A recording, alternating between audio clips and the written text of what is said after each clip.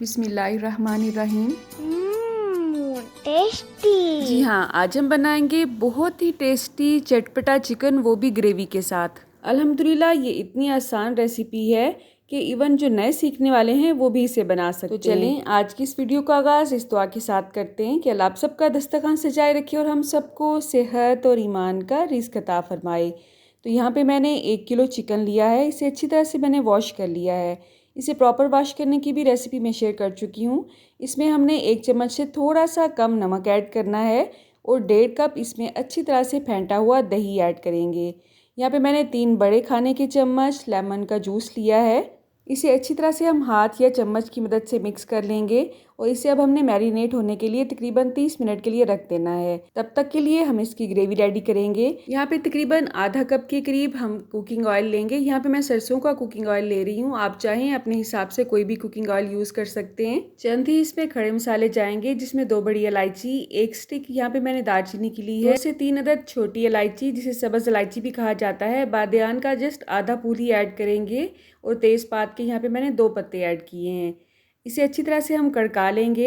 जैसे ही इसमें हल्की सी खुशबू उठने लगेगी या आपको इनके साइडों पे बबल्स नज़र आने शुरू हो जाएंगे, तो इस पॉइंट पे हम इसमें प्याज ऐड करेंगे। प्याज यहाँ पे मैंने 6 से 7 अदद लिए हैं, जिन्हें बहुत अच्छी तरह से मैंने चॉप कर लिया है। मैंने चॉपर यूज़ किया है।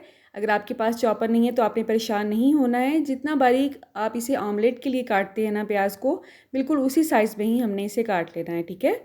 अब इसे हमने अच्छी तरह से भून लेना है, जिसमें तकरीबन आपको 7 से 8 मिनट लगेंगे। यहाँ पे मैंने 7 से 8 मिनट भूनने के बाद 2 चम्मच अदरक और लहसुन का पेस्ट ऐड किया है। अदरक और लहसुन का पेस्ट ऐड करने के बाद 5 मिनट तक हम इसे अच्छी तरह से भूनेंगे तो इसमें हल्का सा गोल्डन कलर आना शुरू हो जाएगा। आप देख सकते हैं अच्छी तरह से ये मसाला भून चुका है। तकरीबन 70 to 80% प्याज अच्छी तरह से गल चुके हैं। बाकी की कसर इसमें बाद में निकल जाएगी, ठीक है। अब इसमें हमने मैरिनेट किया हुआ चिकन ऐड करना है। चूल्हे की आंच को मैंने इस वक्त तेज़ ही रखा हुआ है, तो आपने भी मीडियम टू इसे हाई पे ही रखना है। स्लो आंच पे इसकी भुनाई नहीं की जाएगी, ठीक है। तो आपने देखा अब तक हमने इसमें बहुत ही कम मसाले ऐड किए हैं। जस्ट इसमें नमक ऐड है, बाकी के मसाले हम इसमें बाद में ऐड करेंगे। चूल्हे की आंच इस वक्त तेज़ ही है। इसे हमने इतना भूनना है कि इसके ऊपर आपको ऑयल की हल्की सी लेयर नज़र आनी शुरू हो जाए। उसके बाद हम इसमें बाकी मसाला जात ऐड करेंगे। अक्सर घरों में चिकन को ग्रेवी के साथ पसंद किया जाता है, तो आज की रेसिपी मैं ख़ास तौर पे उन लोगों के लिए लाई हूँ जिन्हें चिकन ग्रेवी के साथ खाना अच्छा लगता है। तो अब इस पॉइंट पे जब आपको ऊपर हल्की सी लेयर नज़र आ रही है ऑयल की, हम इसमें हल्दी ऐड करेंगे। 1 चाय का चम्मच मैंने हल्दी ऐड की है। 1 खाने का चम्मच इसमें सुर्ख मिर्च पाउडर ऐड करेंगे और मामूली सा इसमें मैंने नमक ऐड किया है। कुछ धनिया पाउडर इसमें 2 टीस्पून ऐड करेंगे। इन मसाला जात के अलावा 2 मसाले मजीद ऐसे हैं जो हम बिल्कुल एंड पे ऐड करेंगे, जिसकी वजह से ये मजीद चटपटा हो जाएगा। तो अगर आप आम कढ़ाई, वाइट कढ़ाई या कोई भी हांडी खा खा के बोर हो चुके हैं तो ये रेसिपी आपके लिए। आपने एक दफ़ा इस रेसिपी को ज़रूर ट्राई करना है और उसके बाद कमेंट बॉक्स में मुझे ज़रूर बताना है कि आपका एक्सपीरियंस कैसा रहा। तो आप देख सकते हैं साथ ही चूल्हे पे मैंने पानी गर्म होने के लिए रख दिया है।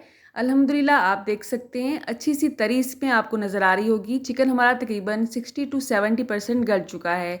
अब हमने इसमें पानी डालना है ताकि इसकी हम अच्छी सी ग्रेवी बना सकें।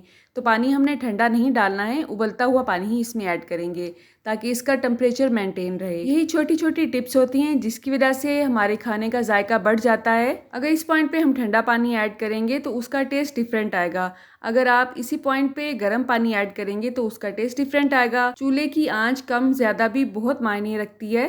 चूल्हे की आंच इस वक्त तेज़ ही है। जैसे ही हम इसमें पानी ऐड करेंगे अच्छी तरह से इसे मिक्स करेंगे और इसे कवर करेंगे। उसके बाद हमने चूल्हे की आंच को स्लो कर देना है।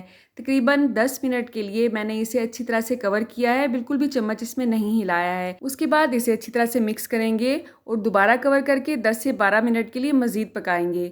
इस तरह से चिकन हमारा अल्हम्दुलिल्लाह बहुत अच्छी तरह से गल जाएगा। आप अपने हिसाब से कम या ज़्यादा जितनी भी ग्रेवी इसमें रखना चाहते हैं रख सकते हैं। मैं यहाँ पे ग्रेवी को थोड़ा सा मज़ीद खुश्क करूँगी। इससे पहले हम इसमें 2 ऐसे मसाले ऐड करेंगे जिससे इसका चटपटापन मज़ीद बढ़ जाएगा और उसमें शामिल है चाट मसाला। चाट मसाला यहाँ पे मैंने 1 चम्मच ऐड किया है। अगर आप ज़्यादा तीखा और ज़्यादा चटपटा खाना पसंद करते हैं तो चाट मसाले की क्वांटिटी को आप बढ़ा सकते हैं। आधा चम्मच यहाँ पे मैंने गरम मसाला पाउडर ऐड किया है। अच्छी तरह से इसे मिक्स करेंगे और इसे दोबारा कवर कर देंगे। चूल्हे की आंच को इस वक्त हम स्लो टू मीडियम रखेंगे ताकि अच्छी तरह से इसकी जो तरी है वो ऊपर आ जाए और जो कसर इसमें रह गई है थोड़ी सी वो भी निकल जाए, ठीक है। तो आप देख सकते हैं अल्हम्दुलिल्लाह इसकी बहुत अच्छी लुक आई है। गार्निश के लिए यहाँ पे मैंने पुदीने को अच्छा सा बारीक बारीक सा काट लिया है और साथ ही साथ इसमें सब्ज़ मिर्च भी ऐड की है।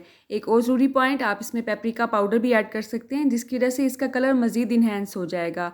मैंने यहाँ पे जस्ट सुरख मिर्च ऐड की है। मसालों को आप अपने टेस्ट के हिसाब से कम या ज़्यादा कर सकते हैं, ठीक है।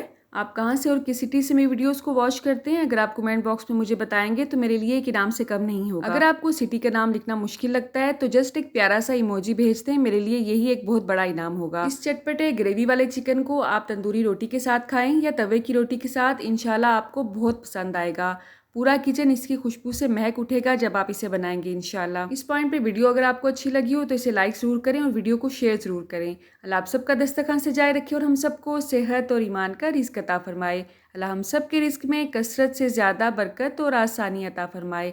मज़ीद चिकन की रेसिपीज़ के लिए, बिरयानी रेसिपीज़ के लिए, बेकिंग विदाउट अवन रेसिपीज़ के लिए, रेमेडीज़ के लिए, चटपटे चटखारेदार मज़ीद रेसिपीज़ के लिए आप मेरा चैनल विज़िट कर सकते हैं।